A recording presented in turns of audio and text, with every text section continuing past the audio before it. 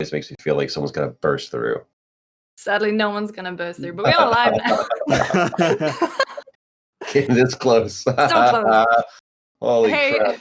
Hey everyone, welcome to another day of GameSpot's Play for All event. We are giving you all of the big game coverage you would expect. God, it's weird that this would be E3 week. Very strange. Shit.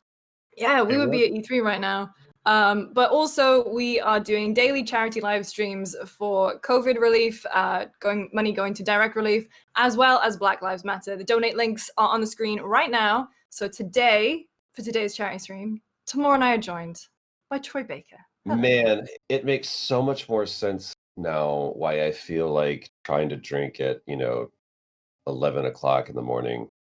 Yeah. It's E3 week. That makes way more sense. Yeah.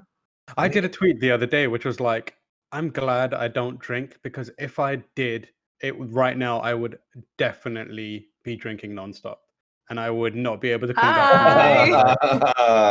But like I freely admit, like, there's an element of FOMO of not having this is going to sound weird, but like something that allows you to escape that easily, or like take the edge off that easily. Like, I don't have a thing for that right now. Tamora, may I remind you, you live in California. I mean, like, I have that, but they're like, readily available to you. Yeah. You also An have the essential ability- business. This is you know how like devs have like a dev beer. Yours is a stress beer. This is a quarantine beer. You're just like, and you can like and like Play-Doh will just emerge from your chin. No, the beauty of you is that at all of the, like, we're just talking about DICE and we're talking about this being E3 week. You have like a blackmail folder full just like of everybody. You're like, if any time you ever just wanted to go, hey, I could push that button and you remember the E3 party 2019. That is primarily why I'm like so alert. Everyone's like, you got to be careful of that guy. He's walking too straight. He hasn't had a single drink. You're charming and effusively nice, and everybody just loves to hang out with you. And they're like, wait a minute, I don't remember last night. why am I on a stream with Troy Baker and somehow being complimented? Let's just focus on Troy here. Oh, I love complimenting you. What's up? What's going on in your world, guys? Not a lot. So, I mean, plenty. We've just talked about this, and talked about a stream. I'm going to be keeping an eye on both the donations that we have and the chat for any sort of questions. But as far as I know, we don't really have a sort of set agenda. We're just going to hang out and chat and talk about things and keep it chill for the most part. Mm-hmm. Yeah. Inevitably, we'll end up talking about the life and times of Troy Baker and the illustrious career of Troy Baker, probably. But we can talk about the life, but the times are strictly off the table. Okay, that's fair enough. I refuse. I respect that. That's fine. I refuse.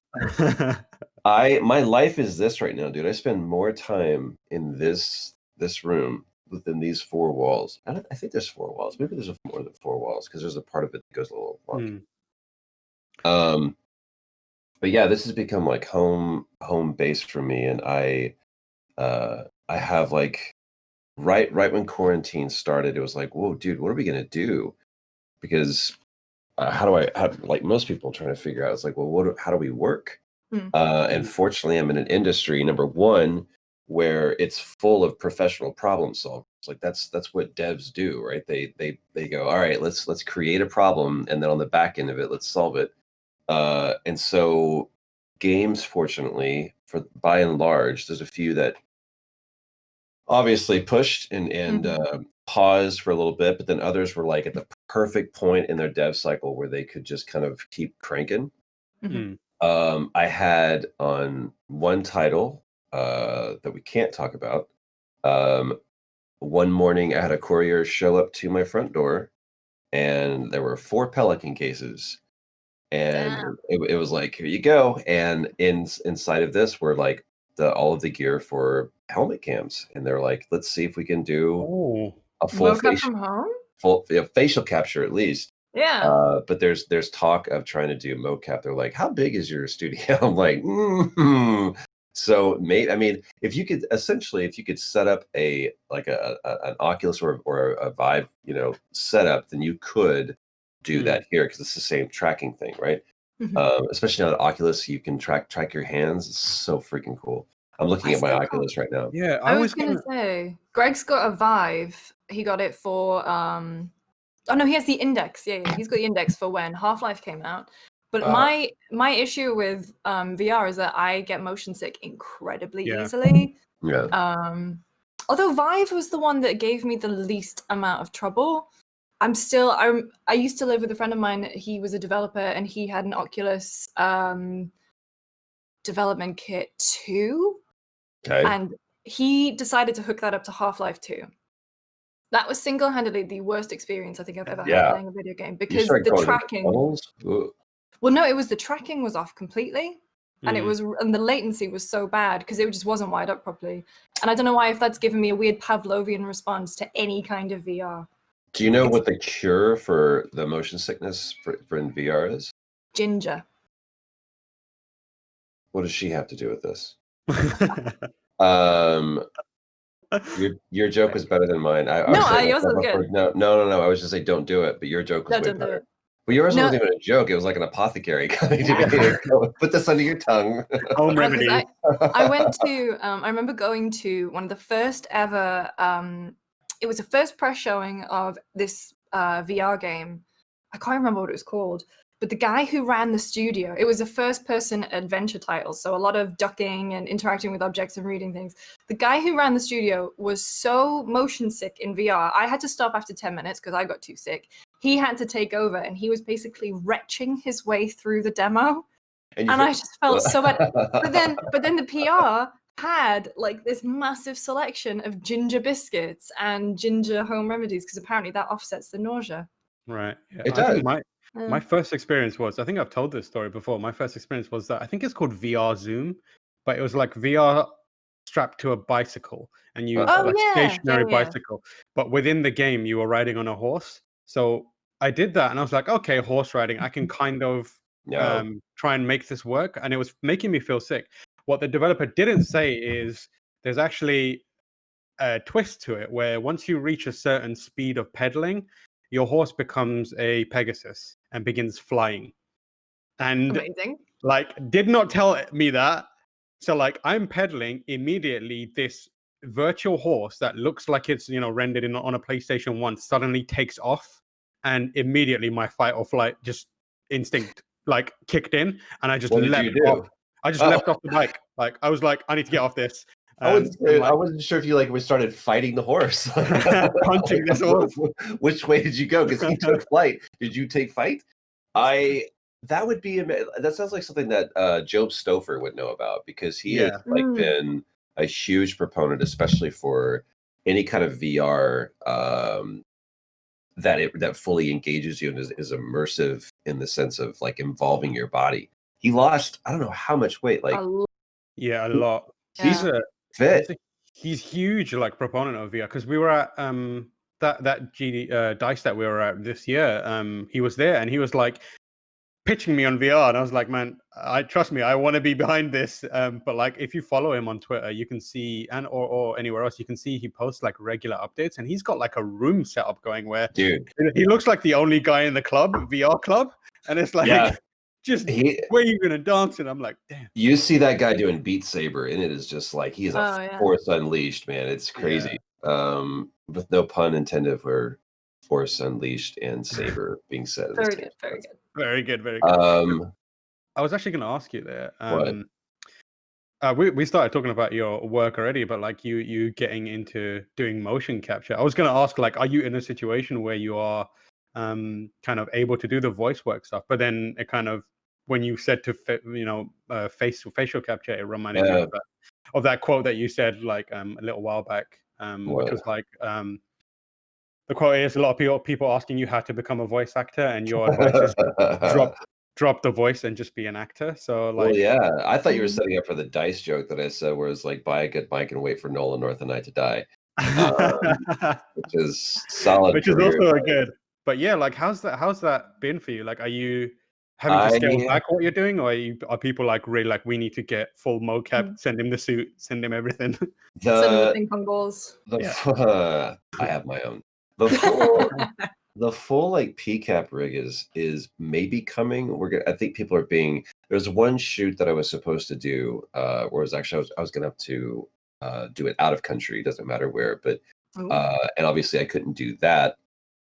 So we started taking a look at, well, then what can I do? And so ultimately it just had to be like, we're going to do the PCAP here, and you're going to have to do the voice and hopefully face here in my room. But the beauty of it is that like everybody still wants to watch like cartoons and video games. So all the animated series that I'm on, I obviously can still do like promo work and everything, but the ability to still be able to do some games has been really cool. And I've got my booth in there. My my setup is pretty dope. The day after we like went to quarantine was the day that like Sony, Disney, Warner Brothers, all these people were like, can we test your rig and see what it if it's capable of handling what we want to do? And it's always fun to get on with, because there's some people that are like, I don't know how to turn this thing on. And then you've got me where this is my golf. Like if there was any other thing that I needed to do in the quarantine, I'd be screwed. But because it has to deal with like, can you do audio gear? I'm like, I've been waiting for this. Yes. So like I have all my gear. I beefed up my home rig, the computer and everything, but I have like 6 screens here. I have one I have 1, 2, 3, 4 screens here, one in the booth, and then I've got like a music station over here. So like I am good. You're set. This is like your quarantine. This is your bunker, basically. Yeah, I built my own. I'm a huge Mortal Kombat fan, and I've had like the Raspberry Pi that was able to do like all of the emulators that you can do all the different games, whatever.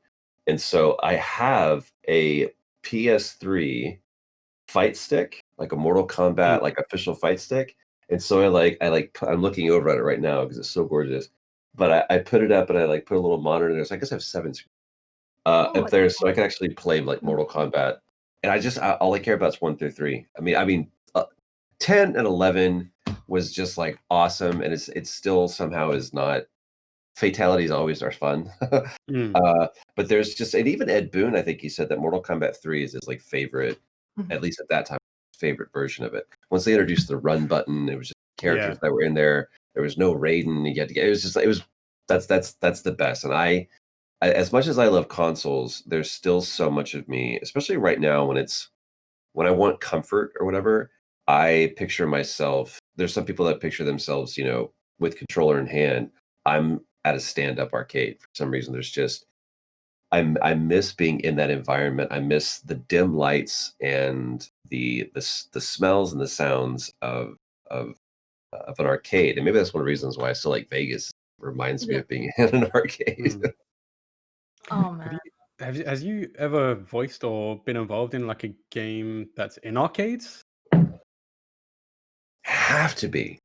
I was gonna say, I imagine like your voice has been used in like some sort of promotional thing within like a. There was some Marvel.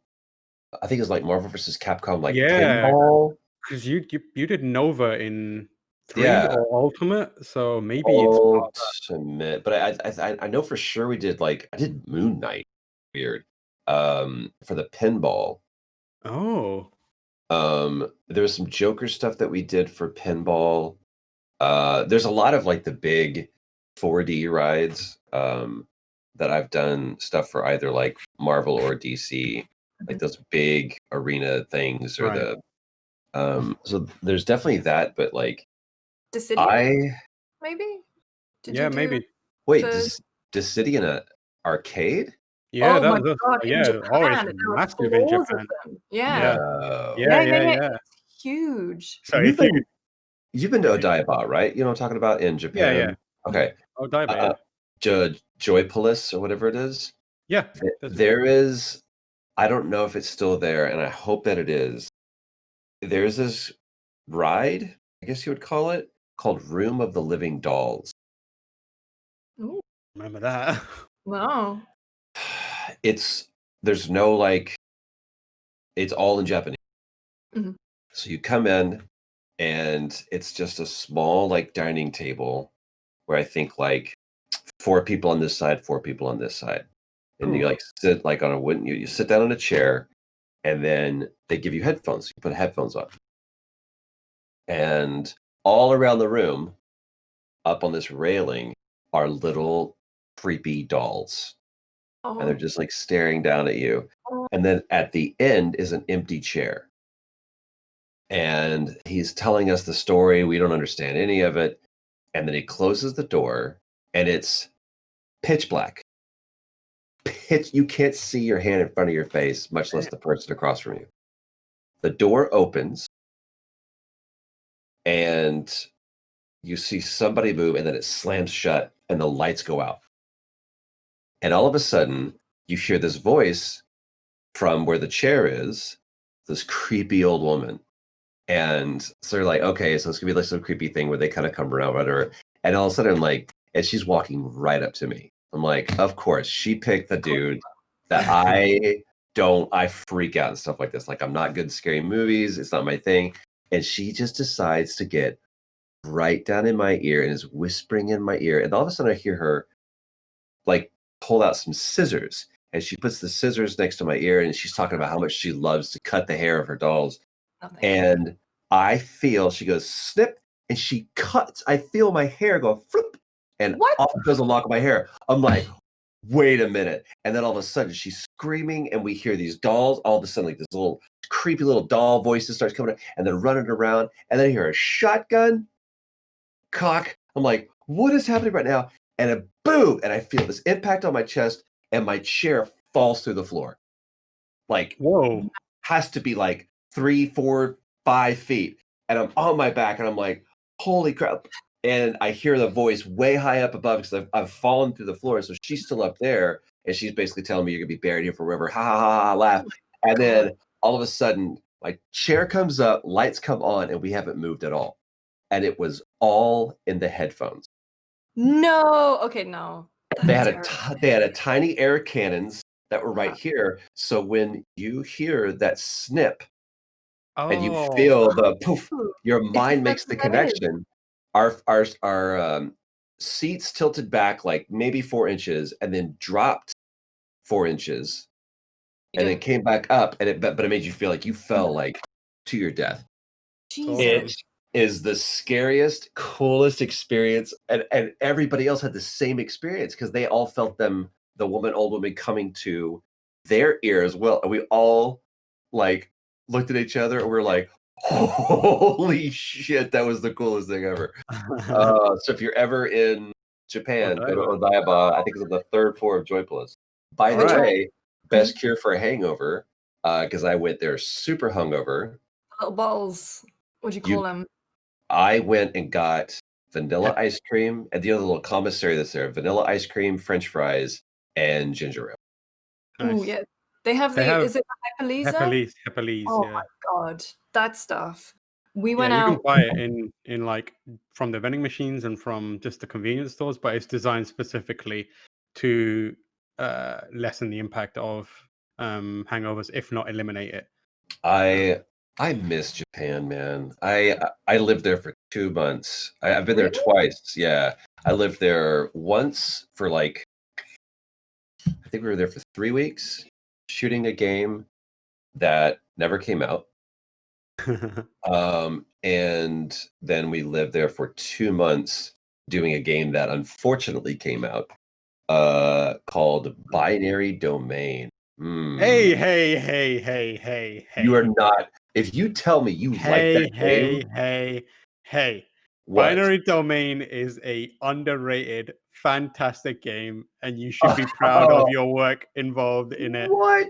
Binary Domain it didn't sell well. Maybe that's the measure it did not. It did not. But honestly, like, there is a Binary Domain fan base out there. It is rampant. I'm part of it. It's got a robot that wears a neck scarf. Come on. Played by John DeMita. Oh, yeah. His name was John DeMita. It should have been a next-gen console game. Yeah. Because the branching narrative aspect of it was super cool. But so we had to shoot multiple versions of that scene depending upon who you chose to take with you in your relationship with them. So that's why we were there for 2 months, is because the narrative of it was massive. My accent was terrible. What accent was it? That was 2012, right? And sure.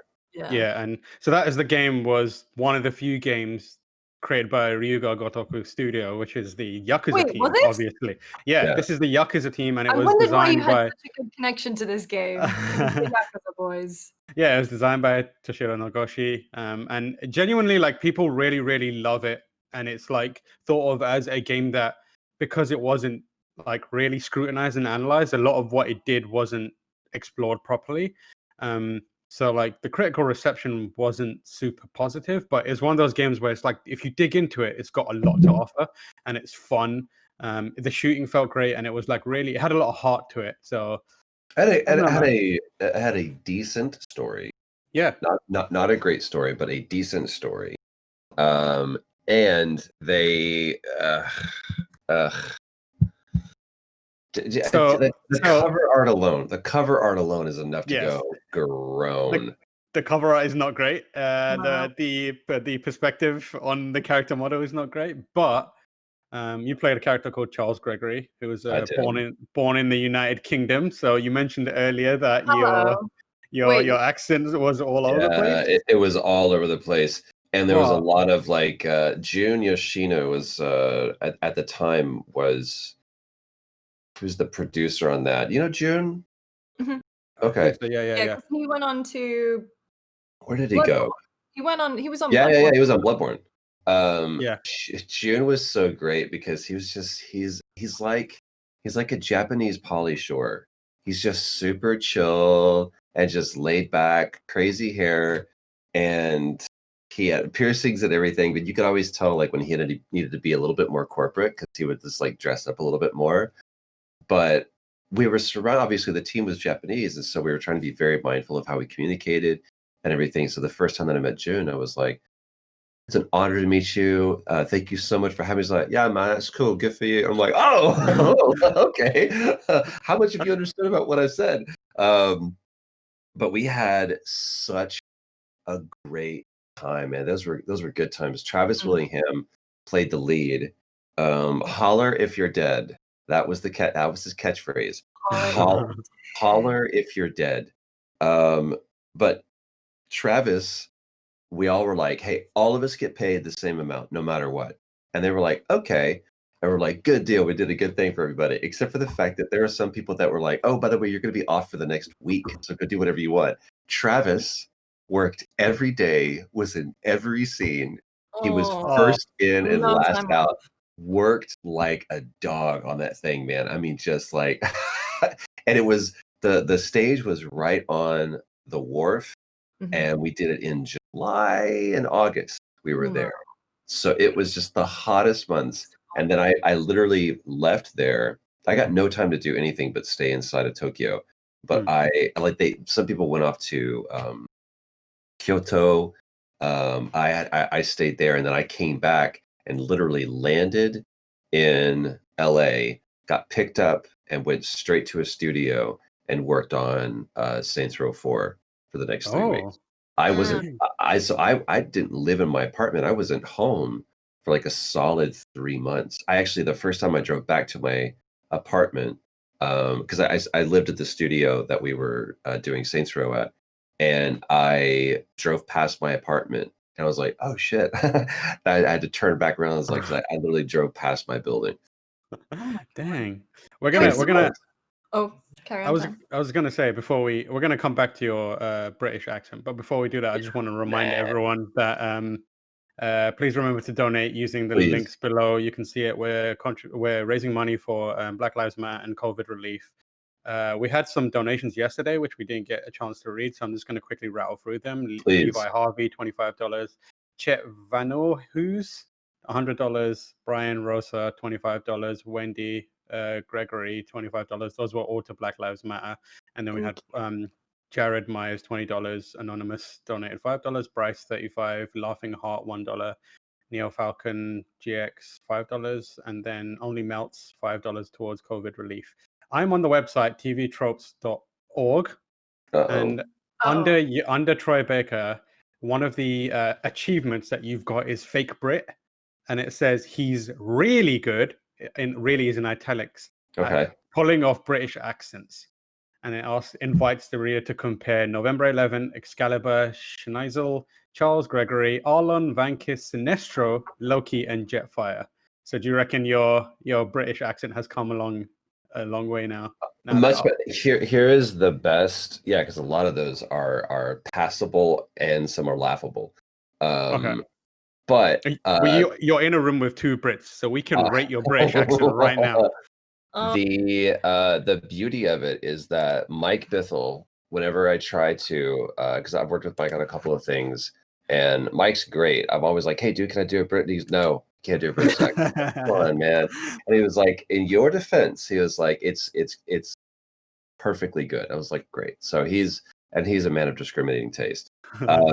I feel like my best British accent that I've done was for Shadow Italian and Shadow of Mordor, because I put him in a very, they just said, obviously the kind of the print for this would be like a Sean Bean. I'm like, oh, cool. So like Kent, Sheffield, kind of like Midlands, Northern kind of thing. And they're like, yeah. And so dialing into that. So that's, if I ever do a British accent, everyone's like, oh, you do a British accent. I'm like, well, what does that mean? Like, where are you from? Are you from like Liverpool? Are you from Manchester? Are you from London? Are you from Bristol? Even has like a different accent. Mm. So I basically just want to live there. That's kind of, that's what I want to do. And it's funny because I've spent a lot of time in the UK, and if I'm there for any amount of period of time, I slowly start just kind of gravitating towards that. And then someone's like, so where are you from? And I was like, I live in LA. They're like, what? They're like, yes, I'm one of you now.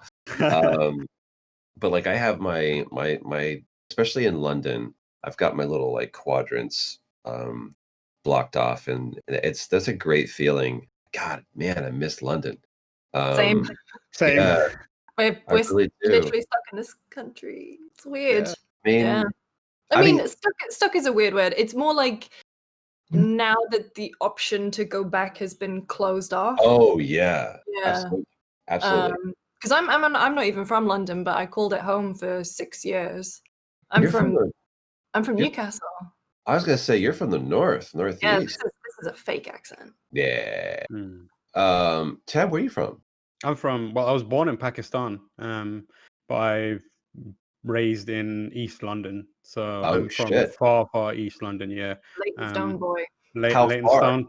Big up Leytonstone. It's on the far right-hand side of the Central Line, all the way in the east. Like Docklands East? Like almost like... it's a little further. Whoa. Further away, yeah. It's proper East London. So I always feel like Docklands was like the drop-off point. There's like, and now there's no civilization beyond this. Oh, there is. I used to live in the Docklands. I used to live in Canary Wharf, and the only civilization there are the bankers. And then from there's nothing. Well, I remember like when MCM first started out there, and it was, you went to Tower Gateway, and then you took the DLR was the only way that you could get into the Docklands, and there was fuck all there. Like it was, there was the O2. Well, no, now it's all like rich people live there. It's like, because the O2 they're changing to be a big shopping center too. So they're going to change the circle bit, and then the arena inside is still going to be an arena, but they're going to make a huge shopping center. And they tried to make North Greenwich, like a residential area. Yeah, but it's like hard for anyone but the most upper class to live there. So it's classic gentrification. Yeah, it's the same thing with London, man. Like, you can't live in London. Are you kidding me? Yeah, even where I'm from, East London, like I was raised there, and I grew up in like blocks of flats, council estates, like really like rough upbringing. But now when the Olympics happened, like the housing price everywhere around us was developed to the point where it became difficult for the people who were there to even live there. So like it was being like the gentrification that happened in that area was extreme around the Olympics. They created that brand new Westfield Center, and that meant that like the small there's a Westfield Center in Stratford, and then opposite is this really small, it always was there, it's a shopping center that had the same shops, but it was like not a Westfield Center. But you go there now, and the amazing thing about it was such a charming place. It was such full of heart. So they had like around the outskirts of it it's just like a 5-minute walk from one side to the other. So around the outskirts of it were all these shops, and in the middle there'd just be this group of kids that were always just doing skateboard tricks and playing music. Cool. And it was like the most East London thing that you would see. And they were like super nice, chilled out dudes, well behaved, just doing tricks for themselves. They'd like occasionally skate around. If a kid was interested, they're trying to show them how to skate and that kind of stuff. That place is just abandoned now. There's no one there because the Westfield Center showed up. They changed it. So we went, a friend of ours had his birthday there a few years ago, and the rooftop of that center is now this huge outdoor area with loads of bars and good food and like cornhole and batting cages and stuff. So they've kind of tried to make it a more community sort of vibe, but that shopping center underneath is practically dead.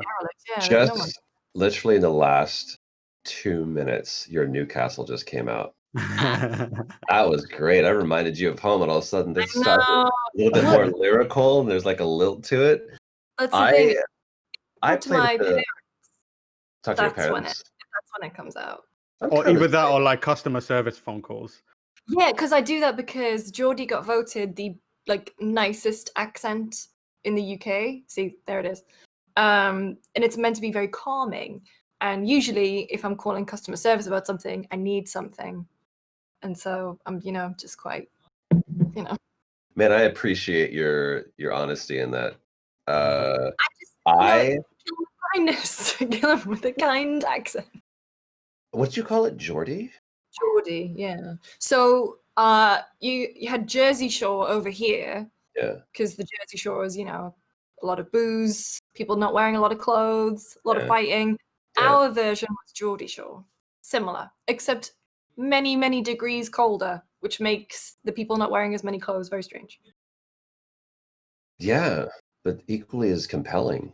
Do you ever go to the 12 Bar Club in London? It was like the Stones played there, and then they moved it to Camden, and then it just like shut down.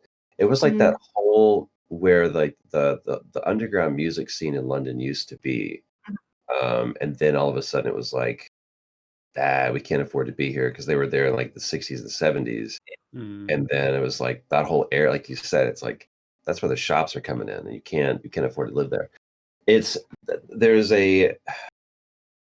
in the interest of making things safer, I feel like being expensive doesn't equal safe,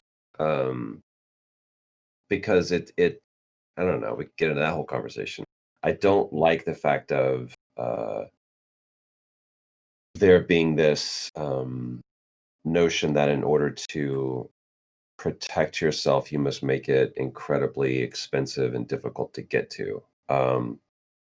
I feel like instead it just needs to be more about education and perceived value. It's like, no, you need to know what that building is, and you need to understand why it's there and what has happened there. And if we walked around where everything felt more like, that's the problem in the States, is by and large there's just no history, there's no attachment to a lineage and a connection to our past, which is one of the beautiful things that's happening right now, is people are standing up and going. A friend of mine sent me a book. He was like, I've never read this book, but I feel like it's the most important thing for me to read. It's Malcolm X. He's like, I need to understand, like, this is, and I think John Oliver shared something on his show talking about how a statement that was read in the 60s, he said the same situation, problem and solution was presented in the riots of 1919, of 1965, and today. He was like, there's no progress, there's no change. And I sincerely hope that this is an opportunity, because the world is standing up and taking notice, that I really do feel like we're going to look back and go, I remember where I was this week.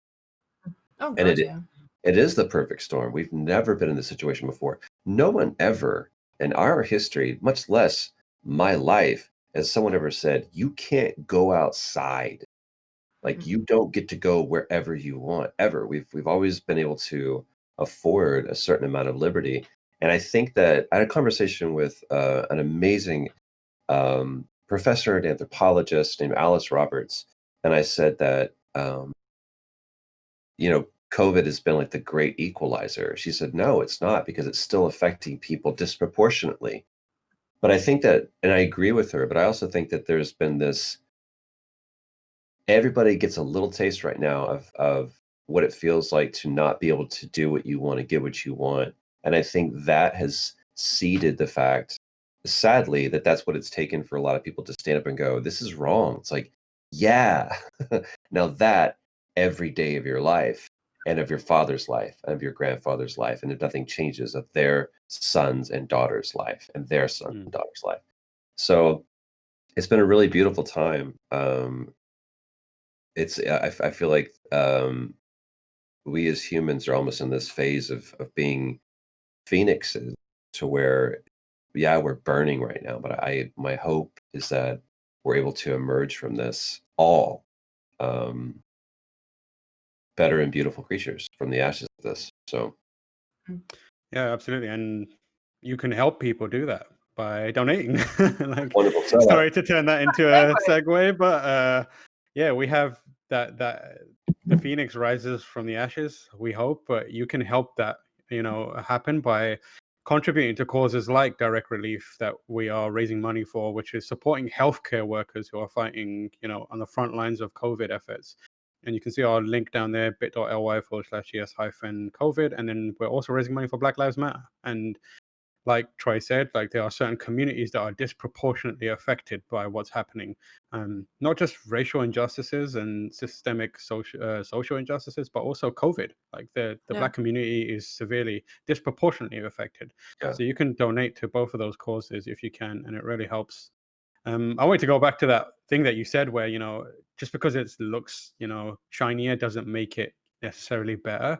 No. There's an interesting kind of example of that where I lived in Leytonstone. So I live in Leytonstone, and you can walk to Stratford, which is like maybe a 20 to 40 minute walk.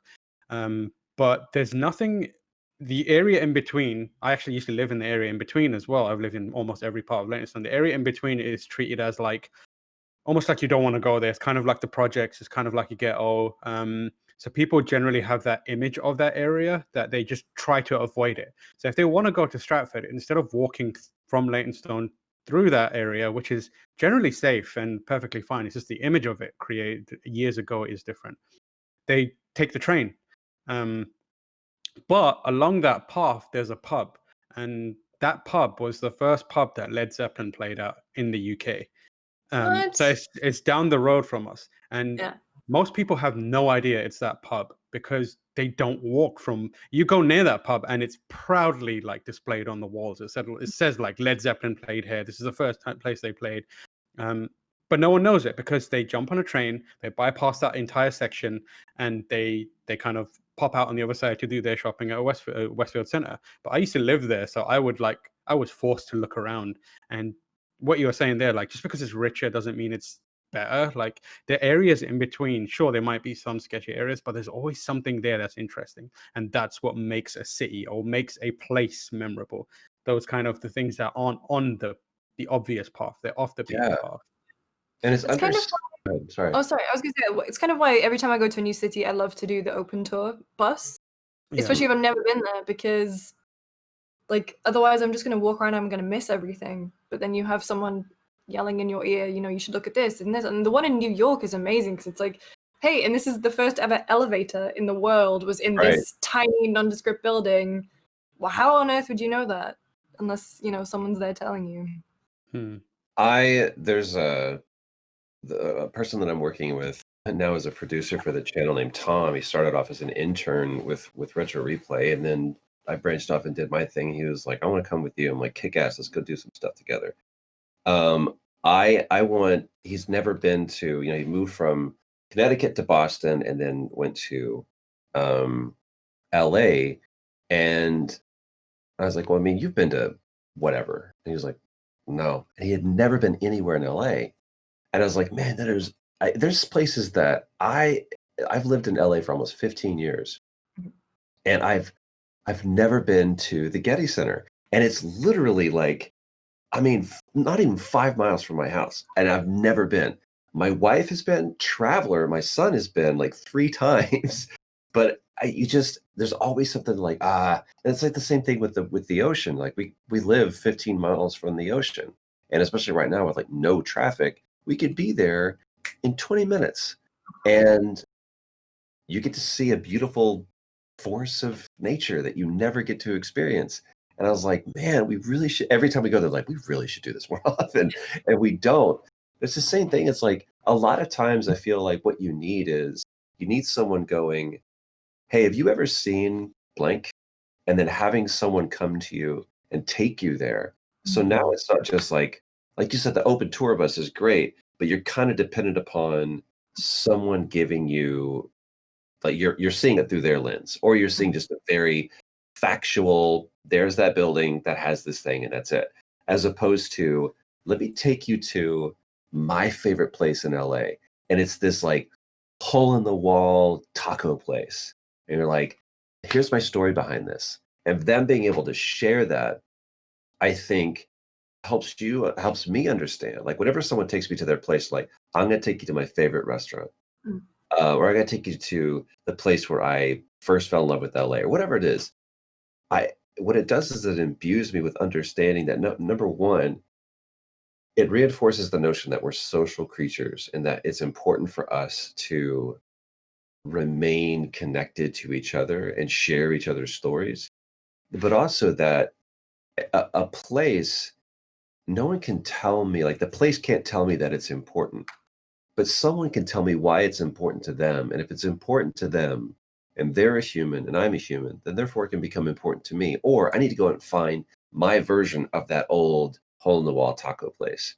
That's why we named our son Traveler. It's like, you need to understand that this is a big world, but it's a very, very special world. And you do yourself an injustice if you don't go out and experience different cultures, different people, different places, different things. If we live within our own block and we have our, like you said, Tam, it's like, this is the view that we've always had of this. You're going to miss the first place that Led Zeppelin ever played, but you have to know where to go. You're going to miss the first elevator in the world. You have to go and experience it. And once I do that, the more places that I experience, the more I realize is like, man, we're really different, but we're really, really the same. There's so much about us that's so similar. And that brings a certain level of humanity and therefore compassion to the people that I deal with, because we're all the same. I think one of the interesting challenges of it is not challenges of it, but something that I'm trying to be more mindful of is being aware of where you are as well. Not just like having people show you, but like being cognizant and having like a situational awareness. It came to me when I was in university, and I went to the University of Westminster in central London. It's like in Oxford Circus. And I went there for 4 years. And on my final week, as I was leaving, I looked at this kind of like, you have this like sugar glass kind of, you have glass and they put like a little decal on it, but it's like, it's also kind of white and you can't really tell what it is. Like, I stood back and looked at what is this? Like, what does it say? And it was just like a big sign and a picture that said Jimi Hendrix played here. And it was just a picture of Jimi Hendrix. And I was like, I have been in this university for 4 years. I had no idea, like, Hendrix, and like I was into Hendrix back then, mainly because of Battlestar Galactica, but that's a different story. But like, I was into Hendrix back then, and I had no clue. But like, having that situational awareness is also like super important, because even if it's not a place that's special to someone, that shows you, like, if it's not, Troy saying this is my favorite restaurant, or Lucy saying this is my, favorite elevator. I don't know why you've been lumbered with elevators. But like, to my mind, you can like find, just by having that awareness of the world around you, you can find something of value in there for yourself, and that could be something that you pass on, even if it's just like a standard street road and not like a an important building or something like that. But it could be like, I went to the pier the other day and I just saw a man fishing, and I was like, this is like now an important place, because I haven't, to this point in America, I've not actually seen a person fishing. Now I've seen a person fishing, and it's an important place to my time here now. And you can share that with other people. So like, that situational awareness is also super important. I was gonna say, because you and I moved here. I moved here September 2018. You were August 2019. 2019, yeah. We were both really fortunate that we knew people here already, because moving to a new country is so scary. But having people here already to kind of take you around and show you these things. Mostly it was the, hey, this is the regular GameSpot IGN watering holes, Yeah. But then you go out every so often. It's like, hey, let's go to the park for the weekend. We didn't know what this park was. We were talking to our friend Andrew Goldfarb today because I miss him. Can't believe he abandoned us to go work on This is what he does, though. Honestly, he this is where I'm gonna be. All right, my job here is done, and he just leaves. But there he is. That boy. At him. Holding a Pokemon book.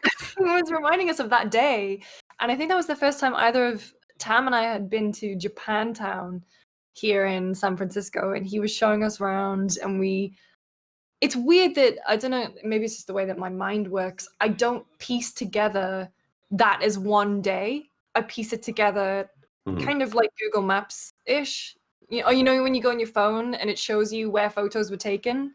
That's how I have my memory. It's just pinged to locations rather than days. And so, yeah, coming to San Francisco and having people like Andrew and Zach and Alana even too was like showing us around and taking us to good spots was kind of invaluable. Have you guys been up to like the Muir Woods? Not yet. I was gonna go with my aunt and uncle when they came here, but that didn't end up happening. Why? Dude. I know. You will miss. Greg and Jen have a car now, so I'm just gonna hop in with them. When did that happen? They got a car? Yeah. It was literally the first week of quarantine. Because I forgot about that. It was the first week of quarantine because they were the dealership's last customers before they closed. Sign it, get out. I think they opened up especially. So Greg's story about it, the way he tells it, it's like the script for an episode of 24. I was just like, I remember telling it, I was like, oh my god, yeah. Oh my god. They go hiking on Saturday mornings, and typically that's when I talk to my family. So I'm gonna move things around and talk to my family on Sundays, and we're gonna go hiking and stuff. It is. We went up there to Stinson Beach, and we stayed up there for 2 weeks. There is a place that I am dying to stay around there called the Pelican Inn. Yes. And do you know it? Yes. I am dying to go there because it's just basically this perfect British recreation of a pub. And we were in talks actually last year to shoot something there, and it didn't happen at the end, but it was a Tolkien episode of a show that we do called True Fiction, and I picked that place because it looks like a place that Tolkien would hang out in. And the general manager was emailing me and he said, God, thank you for saying that, because I actually wanted to rename our pub the Prancing Pony. I assume some lawyers might object to that. A little bit. Mainly Saul Zantz, who owns the Tolkien estate. I cannot recommend it. It's the same thing. It's like, look, you go across the bridge and an hour later, you're in a different world. You're in a different world. And it's the most enchanted. We went up there and we cut a record over 2 weeks, and we were on top of Mount Tamalpais. And so you looked out over either the Muir Woods or the Pacific Ocean, and it was just like one of the best places to create. So I cannot recommend it enough. And we're talking to some friends from Wales, and they were like, we think we're going to go back to somewhere in the UK. And he said, but before we do that, they've got 2 kids, a 4-year-old and a 1-year-old. He's like, we want to just drive across the country. I was like, you absolutely should. It is, everybody that lives in the States, if you've never, I would say to do it in your 20s or 30s is the perfect time to do it. Late 20s, early 30s, to go from LA to New York or New York to LA. And you can do it in a week if you take your time. And it's just, again, it's the same thing of like realizing like, man, we're separated only by distance and by miles. And once you remove that layer, you realize that we're so similar, and it's just the most connecting thing you could possibly do. And you get to see this is a beautiful country.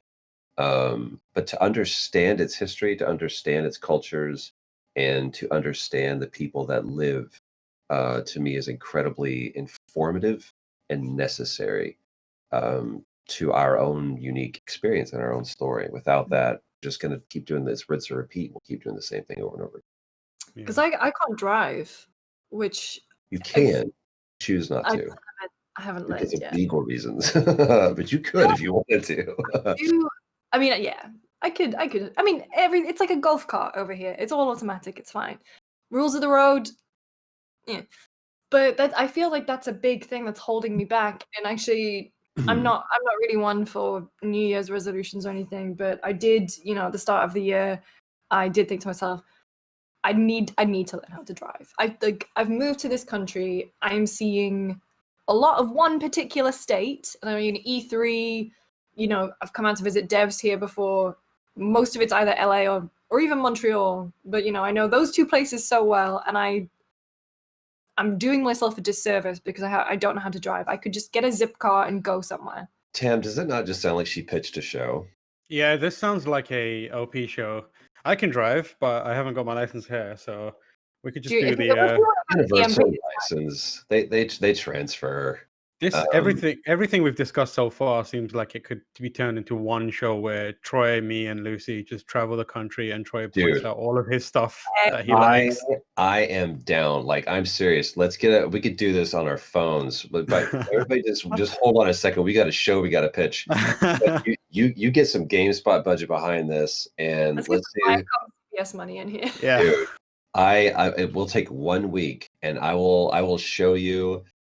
It's literally this is my stop. Like, I've done this before, and it's a fantastic badge of honor. You go from LA to Winslow, Arizona. Okay.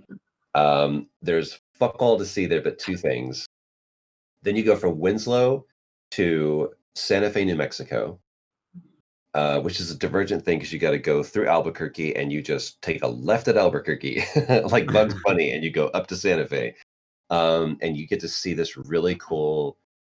Santa Fe is just like encased in history and culture, and it's just beautiful.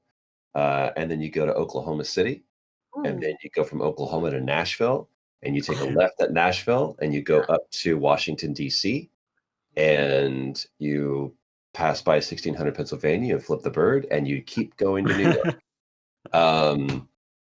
And it is just it's an amazing, like, I have the hotels mapped out. I have the restaurants mapped out. It is just, it's the coolest trip. And by the time you get done, you're like, because the only thing that's between you and those cities is hours of driving. And so you share music with each other, and you go, wait a minute. Have you never listened to whatever? I'm like, no, I've never listened to that album before. It's like, we got nothing to do for the next 8 hours. But learn about each other, or learn about yourself. If you did it by yourself, you're like, man, I better be good company. And you just dive into either podcasts. We got into, I think when I did it, that's when Serial had just popped. And so it was just like, holy shit, that's all we did. But you get into podcasts, or you listen to albums you never listened to, or you have conversations with people, or you just sit in silence and be comfortable with that. It's the coolest thing, man. It's the coolest thing. Well, we'll put together a pitch and see where we get with that. I just pitched the show. I was gonna say, hang on, Julio, put this out. Send this to our bosses. Yeah. We got some questions for you. Please fire away. If you want me to fire away, I put a call out on twitter.com. So before you get into that, before you get into those questions, YouTube chat has been talking, and it's mainly been talking about your role as Pain. Do you remember doing that? Of course. In Naruto. Yeah. Just a bunch of people just saying they loved your work in that, and I'd agree with that. Fantastic character. Man. Good work. So they were like, they're not watching this chat. They're not going to talk about Pain. We are watching. Trust me, we're watching. One of the most important characters to me in that show, and that's a huge show, like it covers the swath of this. but to be able to have such a character that goes, ooh, this guy is pure evil, obviously bad guy, and you go, nope. Layers it is layers upon layers. Yeah, man, that was a big honor for me. I'm glad that it means so much to people. Yeah. Go on, Lucy. All right. Goopshoe Riot. Seeing as how Troy has already voiced many great video game characters, are there any characters or is there a franchise you wish you could be part of? Man, this is a very, very popular question, and for good reason. The last time I did this, I think it was actually you guys that put out it was just a random tweet. They're like, Spider-Man's so good. What other Marvel game would you love to see happen? And I tweeted out, I said, cough, cough, Bill Roseman, cough, cough. And next thing you know, it becomes this story. And because Bill responds back, he was like, you are definitely a man without fear. And oh, yeah. And so people were like, oh shit, Marvel Games just announced they're going to do a Daredevil game. And I was like, hold on. And Bill actually had to put a statement out. He was like, hold on. Did not announce a Daredevil game. This is an inside joke between Troy and I, because when we were on set for Avengers, I came to him and I said, somehow we started talking about this. And I was like, look, if you guys ever decide to do a Marvel game or a Daredevil game, I just want to read for it. Daredevil was like my first graphic novel that I ever read was Batman. And then some people got into Spider-Man, some people got into Green Lantern, whatever. Mine that I was like, I'm going to get into this dude was Daredevil. And that was like my first serialized comic book experience that I like got issue after issue after issue. And when I fell away from comics as I grew up, it actually was on that trip to Japan, was when the Comixology app hit on the iPad. And so when I was like, I'm going to pick up, I wonder if I can find my favorite Daredevil issue on Comixology. And then I found it. I was like, holy shit, just instantly I remember having that trade in my hand and reading through this and where I was in my life, where I even was when I was reading it. And so I just got back into Daredevil because all of a sudden I was like, whoa, I missed a whole lot of stuff. And so I went through and I binge read all of Daredevil. So I came to Bill Roseman. I was like, yo, if you guys ever decide to do this, I just want to read for it because this is not only is he's my Marvel character, but we play games because the player character can do things that we can't. Mm-hmm. They can run faster, they can fly, they can shoot, they can drive, whatever it is. How do you create a game where the player character, I can do something that they can't? That to me is just like a super compelling problem to solve. And so I was like, I want that game to be made and I want to be a part of that. And just, so people ask me all the time, I was like, well, what's a franchise or a role you would ever want to do? I was like, Daredevil. And I got a chance to sit down with Charlie Cox and talk to him. And I was like, look, man, when I found out that you were going to play this, I'm a huge fan of Boardwalk Empire. And I was like, I love you as an actor. I love your work on that. I folded my arms and I was like, hold on a second. You can have blonde hair or red hair. You can't be this black-haired Irish dude. It's like, you can't do that. And then first couple of episodes, try to hide the accent and finally go, we've got great ratings. Fuck it. It's just like, let your whole accent out. It was just so kind. It was like, you changed that role for me. So I don't want to try to ever compete with anything because that Netflix show, same thing with Vincent D'Onofrio, man, just reinvented the role of Wilson Fisk. It was just like an incredible I don't know, I can't say enough about that show, but so there's the longest answer to the shortest question ever. Daredevil, Daredevil.com, #Bill Roseman, #Marvel, make a new game. There you go. Let's get the campaign going. Julio, clip that out and we'll get that rolling as well. I have Eric Monticelli from PR going, shut up right now. Jimmy Allen asks, Troy, any game or games which games are you looking forward to playing in the coming months? Oh, and actually, I want to piggyback. I don't know. I don't know. I was going to say, do you play the games that you're in? Absolutely. Are you kidding me? Is that not yes. Do you It play it and kind of is. critique yourself though? If Weird. if I focus on that, then I didn't do my job. Sure. Because my job, because if I can do it, then you're going to do it too, right? You're Right. going to pick apart and go, Charles Gregory has the worst British accent ever, and then I fail to do a good job. I think that my job as an actor is to hopefully disappear behind that role, and all you see is that character. The dream is to liken myself in any way to Gary Oldman, because for years I had no idea what Gary Oldman looked like. I saw him Oh, in Sid and Nancy. I saw him mhm. in like all of these different roles. Isn't it Gary Professional. Oldman who had to have dialect training because he forgot his actual accent Yeah. because he I would played not be so many surprised. different roles? And that's like Daniel Day-Lewis. Oh God, yeah. I What a guy. that to me is just an extremity. That is someone who is, as I understand it, he's an incredibly kind and compassionate person. He's a cobbler, and he runs like a shoe shop in his like home little town. That's for my Um, left foot. Was it? No. for Which my one was left it? foot, Yeah, yeah, my my left foot. So I do not mean to disparage him. I don't know him, so how dare I speak negatively against him? I just, as far as the way that he works, that's not something that I want to do. I don't believe in just like forgetting who I am. The guy's won Oscars though, so I mean, I guess there's something to be said for that. For me, as a gamer, all I want to do is make a game that I want to play. Mhm. So and I try to, but if I get a birthday present or whatever, I literally will close my eyes before I open the thing, because I love as many layers of separation and suspense as I can. So even with The Last of Us, Neil was like, "Do you want to see some?" I was like, "Nope, I don't want to see anything. I don't want to see anything. I just want to see how you have. I want to see the finished product." When it comes to something that I personally am making, I enjoy the iterative process. But when it's something that I'm a part of being made, Mhm. then I want to see, it's like, show me the finished product. Show me exactly what it was like.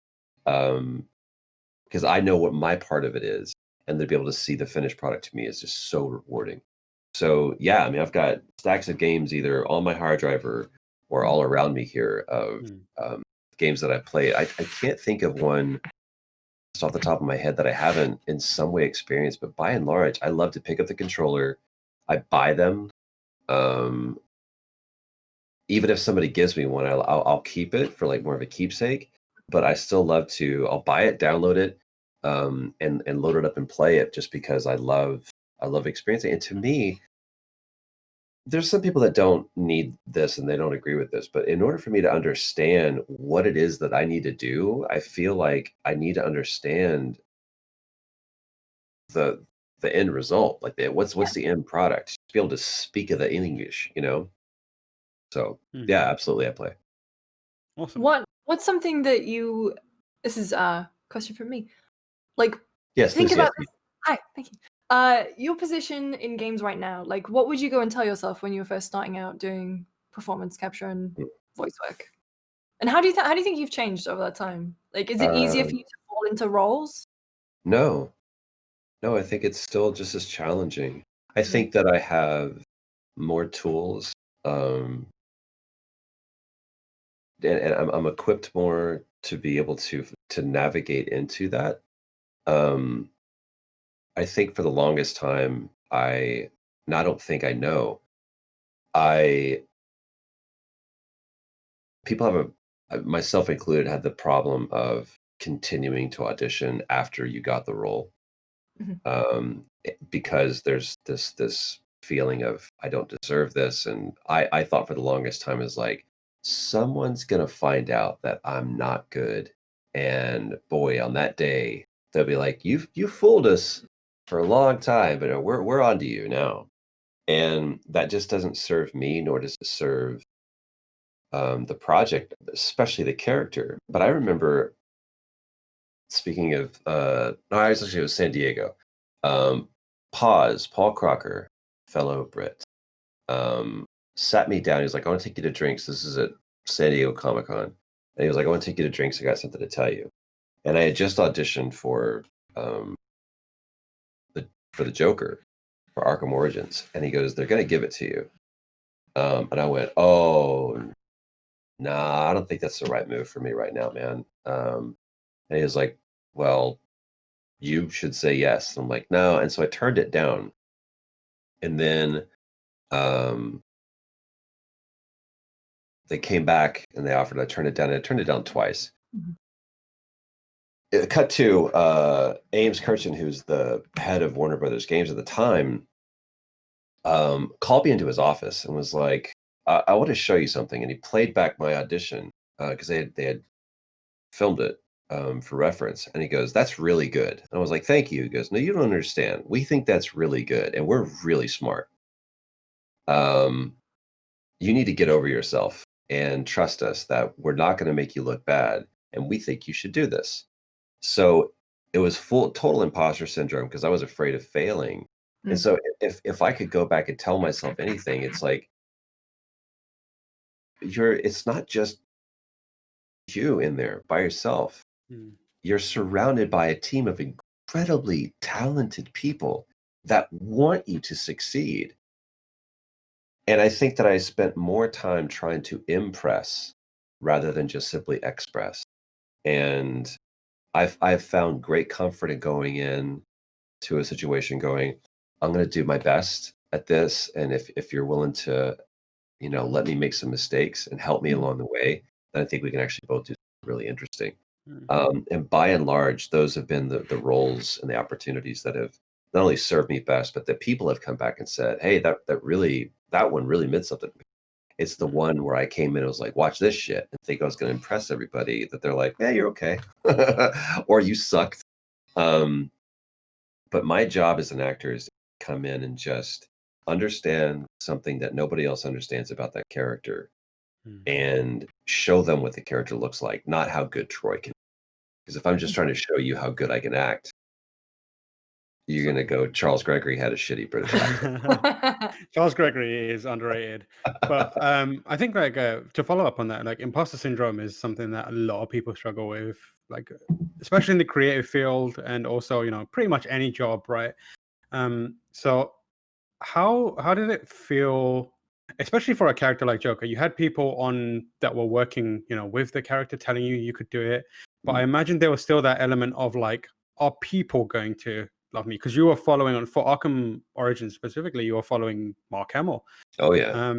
So my mind goes back to, I think it was New York Comic Con 2013, where you were on stage and you did the Killing Joke monologue in your voice, and that was the moment when I was like, yes, this is perfect. Like, can you remember what it was like? Do you remember the impact it might have had on your imposter syndrome to have a roaring crowd just burst out with approval? What was that like?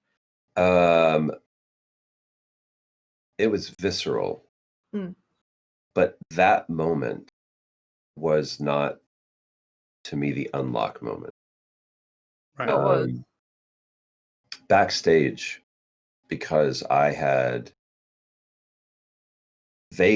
marketing, the team, everybody was like, hey, Eric, who was the creative director on that, was like, people want to see this, man. They want to hear Roger's Batman. They want to hear your Joker. That's why you're here. And I was like, yeah, man, I just I really want to make sure that people experience that character. And just gave him this bullshit answer. And he sat me down in the corner and he was like, tell me the truth. Why do you not want to do it? And I said, I'm scared, man. I'm scared that if I get out there and I do a bad job, this could hurt the game. And he looked at me and goes, is it Scott? And he goes, is asshole. He goes, like, we made a great game. I don't think you can cock it up. And I went, yeah. Even if I was just atrocious, to think that I had the ability single-handedly to tank a game, the arrogance behind that, and the complete disregard for the hundreds of people besides myself that had worked tirelessly for years to make that game good. but I had the ability to make or break that game. And I went, man, he goes, you need to go out there and you need to give people the opportunity to support you and to show you that you're good. So I went out there, man, and I don't get nervous. That's not me. I've born on a stage. The bigger the crowd, the better I am. But I went out there and I was nervous. And I remember going into the mic and saying that first line, memories can be vile. And there was no sound at all. There was nothing. And I looked up and I was like, well, you know what? You gave it your best.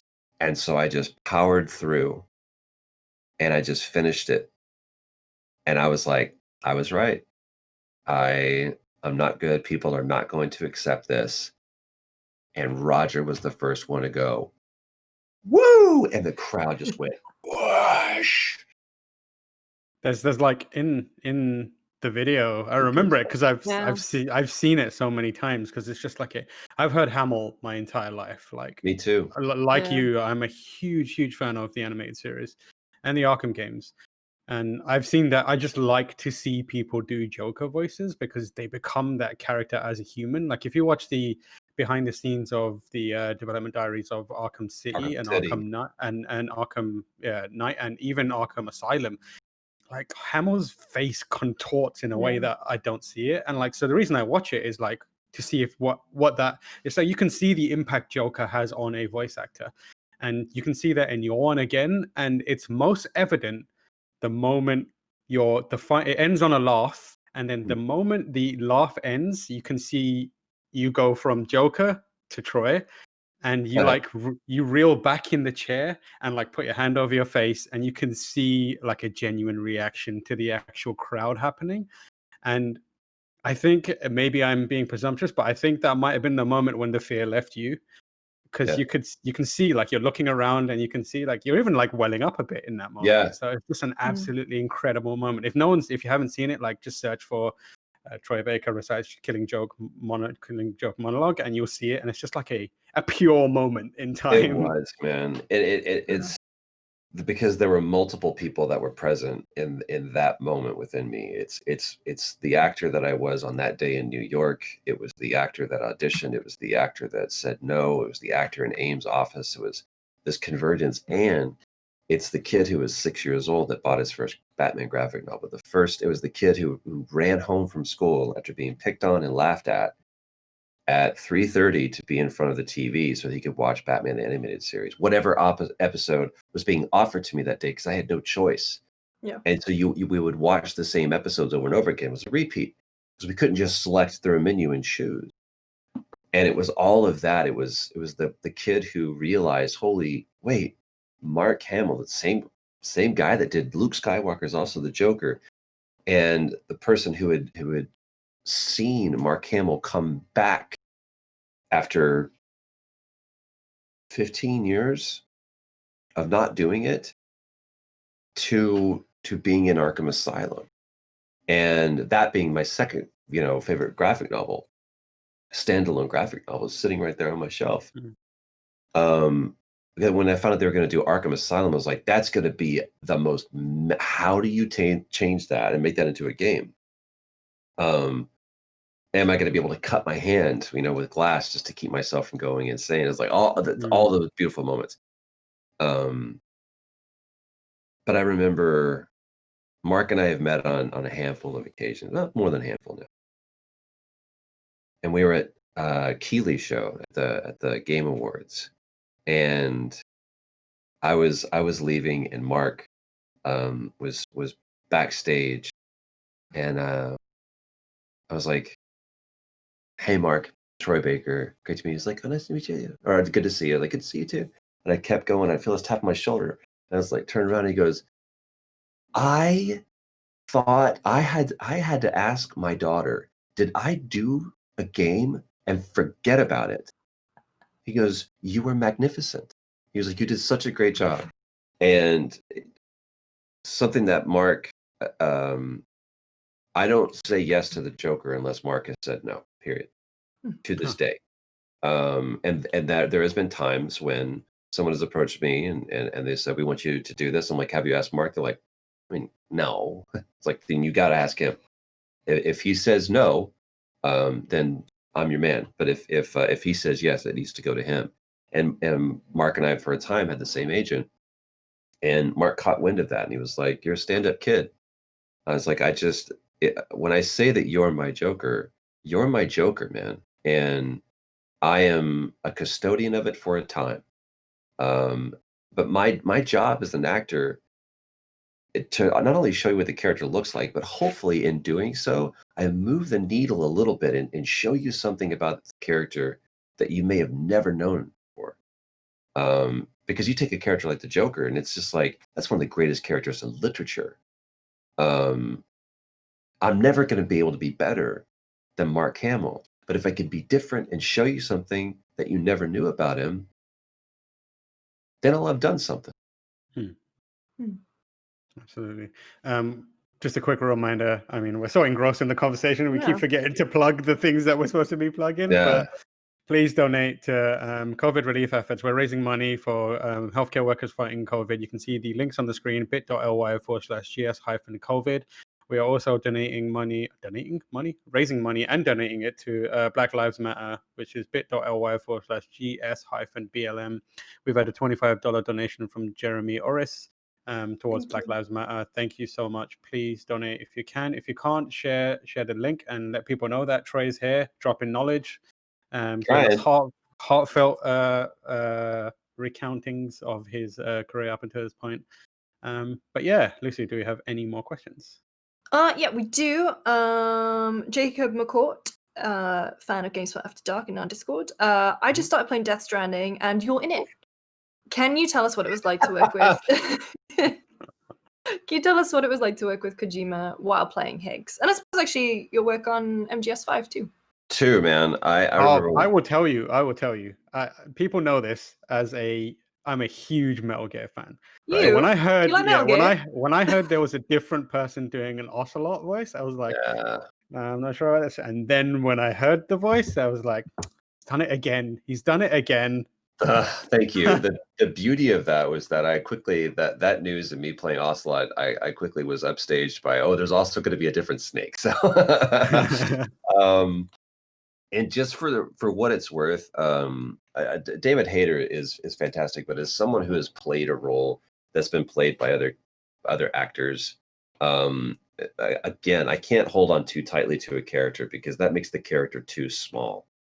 I like big characters and characters that can be played by. You can't say like, this is the one person that. Do you remember Martin Freeman played Richard III in the West End for a short time, and everybody at first was like, "Look, you're really good. We like you in Sherlock. We liked you in this, but you don't need to do Richard III because there's a special kind of person that's supposed to do Richard III."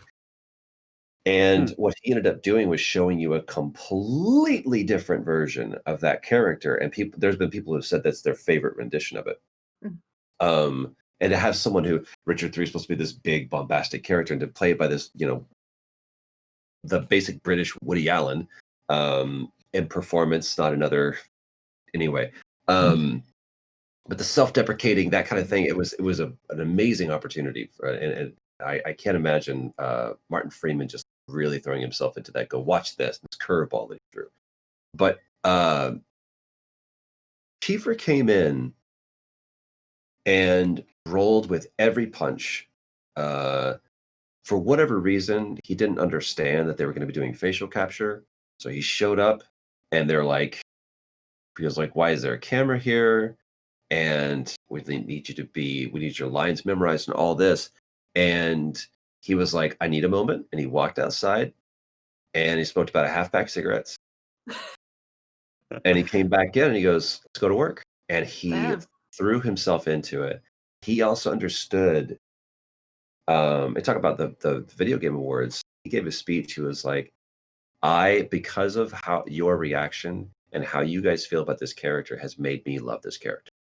And I can't say enough about his work ethic. It made sense with the story, why they did it. If you haven't played it, much less if you let that be the reason why you didn't experience phantom pain, dude, it is. If you're a Metal Gear fan, it's the pretty little bow that Kojima was able to go. All of these things that you didn't think would matter, I wouldn't come back to. All of it just converges on itself, and it's like you remembered something from Peace Walker that like no one else would ever thought. It was like all of it comes back into play. It's so great. Sons of Liberty, there was like the way that he tied stuff up was crazy. But I walked into that session and I didn't realize that Hideo was going to be there. I'm like, holy crap. And he was like, there's glasses and everything. And I'm like, okay. And I'm sitting there looking at the script and I look down and I see the line and I was like, I get to say this. And he's like, yeah. So I couldn't help. I was like, you're pretty good. I had to like, so it was super fun. And, you know, I've said this before, but like actors will say, you know, love to work with you again. And it's almost like just an industry polite way of it's a greeting, you know, or just like, would love to work with you again. But I was like, I didn't expect him to hold me to that. Or when he said is like, would love to work with you again, I was like, yeah, it's a platitude, you know. Sure, but we had a great time, but I didn't expect that.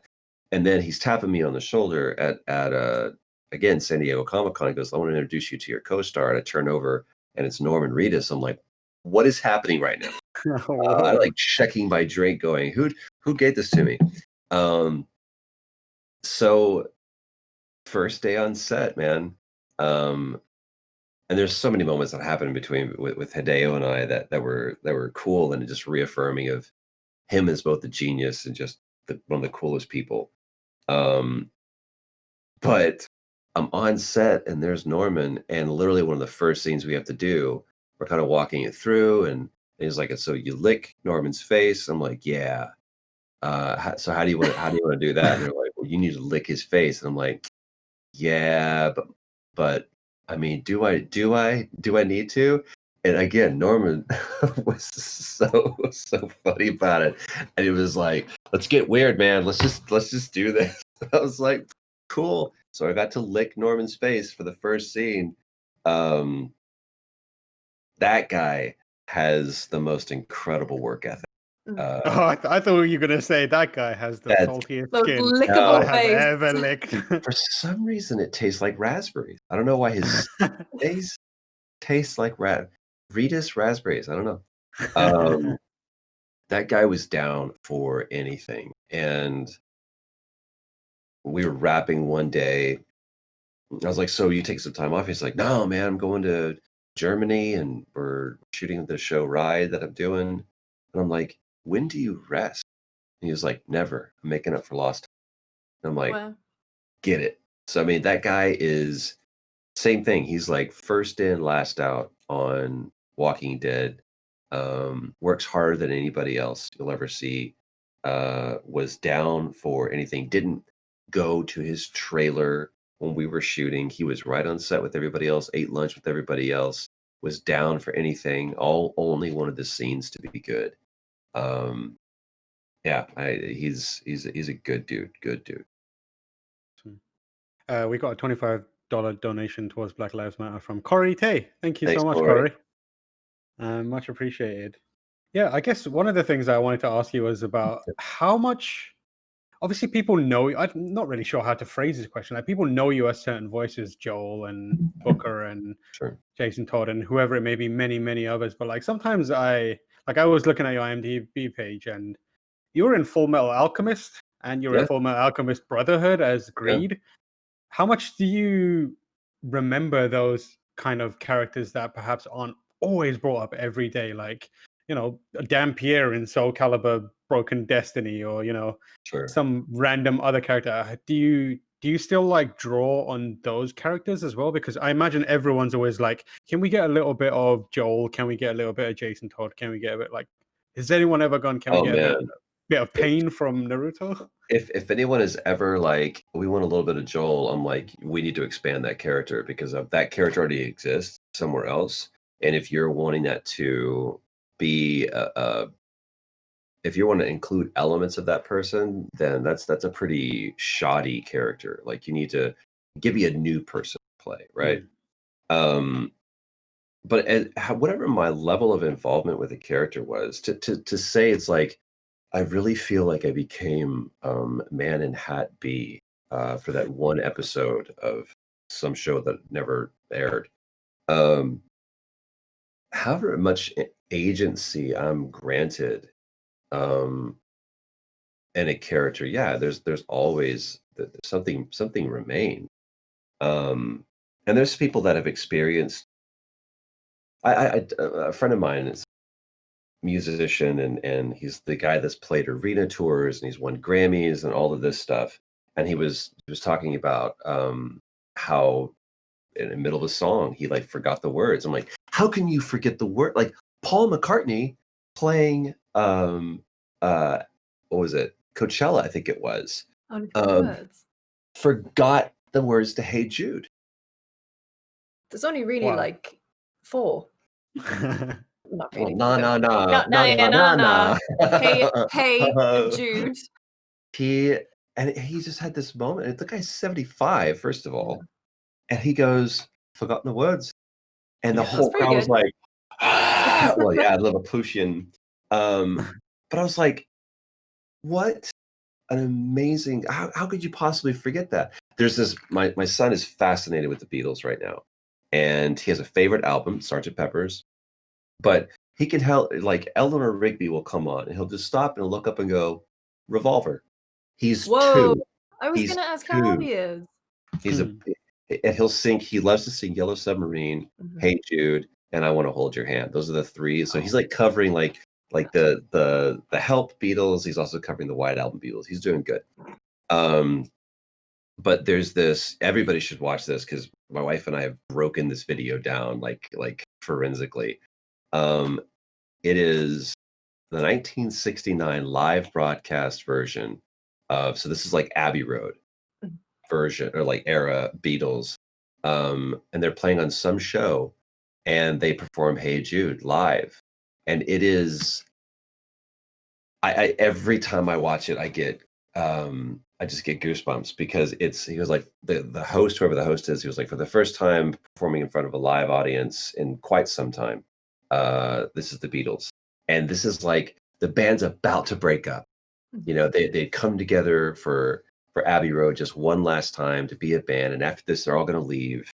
And to see like there's John and George next to each other, and I'm like, they're not even alive anymore. And you get to see a young Paul McCartney and a young Ringo Starr and a young John, a young George. And there's this one moment where John looks over at Paul. Or Paul looks at John, is like, are you going to sing? Kind of like, you going to sing with me? Yeah. And John looks at him like, no, it's the next time. It's not right now. I was like, how could you forget to play Hey Jude? And it's because they probably hadn't played it together since they recorded it because they didn't tour. So there's characters that I've done where I'm like, yo, man, that was my Tuesday afternoon session. And you've played that game 20 times because it's your favorite game. It doesn't diminish the line, the performance, or the game if I'm like, oh, I forgot that line. I had completely forgotten about that. To me, it's something that is a beautiful experience that it's the same thing we were talking about where that hole in the wall taco place now has import and more value to me because of your story, because of your experience. That line that I just kind of said, you're like, dude, there's so much weight to the line. I'm like, I had forgotten about that line. Your story now makes that line have more value to me because there's a shared experience beyond just my session. Did you plan that? Did you plan to bring it back around, the conversation, quite as beautifully as you just did there? No, I feel, look, we're all telling one story. We're just telling different chapters of it, you know? My story is your story is your story. It's just different versions and different perspectives of it. but I quite enjoy our conversation. So we only ever really see each other I know. passing on show floors. So I'm very glad we got the chance to do this. I was just thinking, I love that moment at MCM London where we were texting each other, like, where are you? And it felt like here.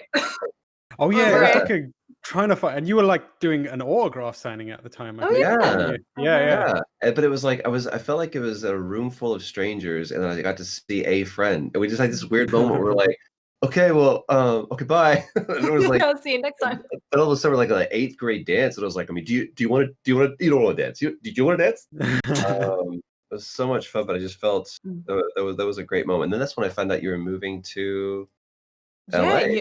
Yeah, I think you were one of the first people I ever told that they'd asked me, because I think they just asked, and you asked me what was going on in my life, and I was like, I'm moving to the United States. But no, it's actually strange thinking back. You're one of the people I've known in the industry maybe the longest. Yeah. Like I think I met you 2013. Yeah. Yeah, about then. Maybe even 2012 yeah. if we were starting to do early press for Last of Us. Yeah. BioShock. And maybe, well, actually, yeah, BioShock 2. I interviewed you a lot for those two. You were But just a plucky, young, naive God. reporter. What hair color did Jesse I have? James. Oh man, I think you got me beat because I've had my hair has been every color of the rainbow. Well, this is my natural color for the first time since about 2010, so this is good big. for you. Yeah. You're all grown up now. I know. You move to America, you grow up. Bring back the red. That's why I say. No. Bring back The the red was great. The red was solid. Shocking red. Well, I just remember the first time I interviewed you, Troy. I bet you don't remember this. Probably was in London. It was for Infamous Second Son. Yeah, dude. In the bus. In the back of that car. That bus was the smallest thing I have. Like I was like this. It was. I could see that pitch happening. I was like, oh, that's gonna be get this, and then we like have this cool like renovated bus that's where everyone will do all the interviews, and it was just the weirdest, most awkward for everybody considered.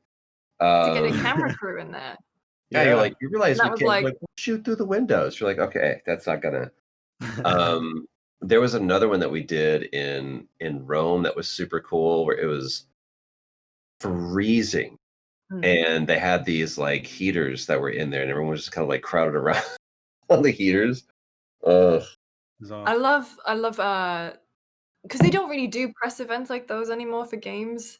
And there are some, if you think back to the story, there are some old, really bizarre ones. There was that Splinter Cell event where they basically put people in a hangar, but the debug consoles ran so hot that a journalist almost passed out. I remember that stuff. Wait, you weren't, neither of you were at the Uncharted 4 one. No. I was at the one in London, but not but I know the one you mean. That did look really good. Holly Bennett was there. Where were you? Where were you guys? We're chilling out in the UK. Did they send someone from the States? Maybe I don't know. No, it was all Europe. All European. Yeah. Should have done up in Scotland. That would have popped up. Yeah, I was like, why were we in Rome? I had nothing. Scotland would have been great. Cold though. Rome was cold. So. Rome wasn't cold. Rome was beautiful. It was perfect. Fine. I was going to say, what are your, bringing it back to our questions, where is your ambition in video games now? Do you want to start making games? Because you've been talking little bits here and there, and like mainly you've been doing like musical streams on Instagram and that kind of stuff. It seems like you're doing a lot of experimentation, and you've mentioned like game ideas before. And is that something that you want to pursue more? Yeah, Austin Wintry and I have been. He's a dear friend and just an absolute dream of a partner. He and I both have like, okay, if we could make a game, what kind of game will we make? And what's great is at that DICE, we had an opportunity to sit down and we were talking to Shu, and we started talking about. Before you tell us, I've heard this story, and I'm wondering which version of the story you're going to tell now. So no, only the truth. we sit down, Austin and I sit down, and we're just kind of talking. I was like, hey man, we're kind of setting out. We're starting to make games, and just your hand and your words have guided more, especially independent studios. So we would, if you're able to sit and have a drink with us, we just kind of like offer any wisdom. It's the same thing that anybody asks me is like, what if I wanted to get in this? What do I want to do? And so Shu looks at me. He goes, "Do you have an idea?" I was like, "Yeah, we think we have a great idea." And he goes, "Are you going to pitch me or not?" So we're like, "Here we go." And so we start pitching Shu. And about 15 minutes later, we end. And Austin goes, so yeah, that's our idea. And Shu has not said a word. So Austin goes, yeah, that's our idea. And we're really excited. And Shu looks up and he goes, see that? That's what I don't get. We're like, what? He goes, you're excited about this idea. That's what I don't understand. I was like, oh no. Oh no. And he gave us the most, it was such a good, I understand why Shuhei Yoshida is Shuhei Yoshida, because he's like, look, man, I know that you may talk to your friends and they're like, oh, that's a great idea. He's like, but I'm the guy that when you pitch, I break out the checkbook and I go, okay, here's money to go make that dream possible. So I really appreciated his honesty. And he was like, here's what you guys are missing. Here's what you're lacking. And so later it's at the DICE Awards. So I'm presenting and Bithell is in front of me and he's just kind of standing there, tall man child. I love Mike so much. And he's just kind of like rocking on his heels. And it's like, okay, we both know what happened. And so I'm like, so we talked to Shu, goes, oh, and how did that go? And I was like, well, and I told him, and he just kind of put his hand on my shoulder and he was like, welcome to the club, because we have all had that conversation with Shu. And it was just like, that level of fraternity is what I really, really want. Because I've had the opportunity to work with developers and sometimes be an answer to or a solution to a problem that they have. It's like, we have this character right now, it's a problem because we don't know how to bring it to life. And if I'm ever the opportunity in the position to be able to solve that problem for them, that's been a win in my book. And because of that, and just like you guys, I've been able to make friendships. I love this industry. I'm not doing this because I don't know, it's just my 9 to 5 gig. It's like I love this industry. I love making games. And now where I'm at, I want to see if I can't leverage this to a position to where Austin and I, or whomever I have the opportunity to do this with, to where we make a kind of game that it's not just me being hired to do a role, but it's actually me being able to hire people to do this. I want to build a team. And I'm not a Lucas Pope. I can't do a game all by myself. I'm more like a Mike Bithell, where it's like, I want to bring in the people that I trust, people that I know, and together let's tell a story that we're all proud of.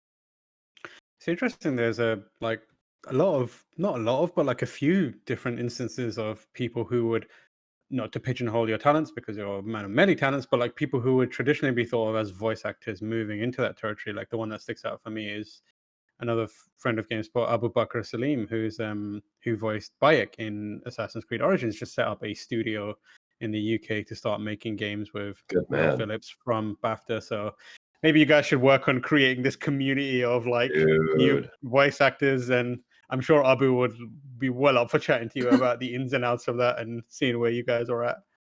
I had no idea that he had ambitions to do that. Like, he was on the BAFTA committee. Performance. He's a solid dude. He's really nice guy. Yeah, he's so good. But yeah, he's doing it as well, and they've set up a little studio and they're working on stuff. So, dude, you just reminded me too. I have to do a video for BAFTA. I love that organization so much because they, especially, not only do they have just done such a great job of recognizing the talent and the skill and the accomplishment of people within this industry, but they also are really keen to identify the future talent and help foster and sponsor that talent. And so they reached out to me and said, hey, can you do something for the people that the young game developers who have won those awards. So I've got to do that. So I'm gonna jump onto that, but I love it. Doesn't have to be E3, it doesn't have to be DICE, it doesn't have to be Comic-Con for us to be able to do this. The beauty of this situation is that it has challenged us to find creative ways to connect. And I love that. Normally this would be relegated to a press event or some kind of like formalized, four-walled event that said, now we can sit down and I'll have 5, 10, 15 minutes with you guys. But I love that we can just jump on and do this, not only be able to have a great conversation, but also I love watching these numbers go up. So thank you to everybody during this time that I've been able to be a part of this conversation, who have donated to Black Lives Matter and to the COVID relief. This thing jumped up like over $1,000, I think, since we've been doing this. So that's incredible. Yeah, you can see the links there. Oh yeah, I was gonna say links definitely on screen. And we're gonna be running for the next 5 or so weeks. Troy, thank you so much for joining us today. It's been a pleasure speaking to you. Tomorrow we're actually gonna be speaking of Roger Craig Smith. We've got Roger on tomorrow with Justine Huxley. We're gonna be playing some Apex Legends with Watson and Mirage. Do you have a message? I'll pass it on. Yes, please ask him to do That's What a Man Does. Please. Have you not seen this? No. I'm making a note. Go to his Instagram, and I don't know what video. First of all, Roger. I love him. I love him. He is one of the most interesting dudes, and is genuinely probably the funniest person that I know. He, on his Instagram, he did a video, and I want him to do more of these because I watched it multiple times, and every time I laughed. He is one of the funniest. He started out doing stand-up, and he won't do stand-up anymore. He's doing okay. But he's a brilliant photographer.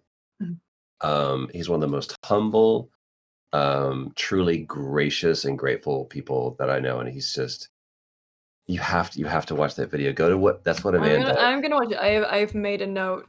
He was I was messaging him earlier because we're doing a tech test, and I said I'm terrible at Apex. He said, don't worry, me too. And I said, let's make it for the stream. We'll get out of bronze. And he just went, all right, no, let's not aim too high. Come on. I was like, absolutely done me.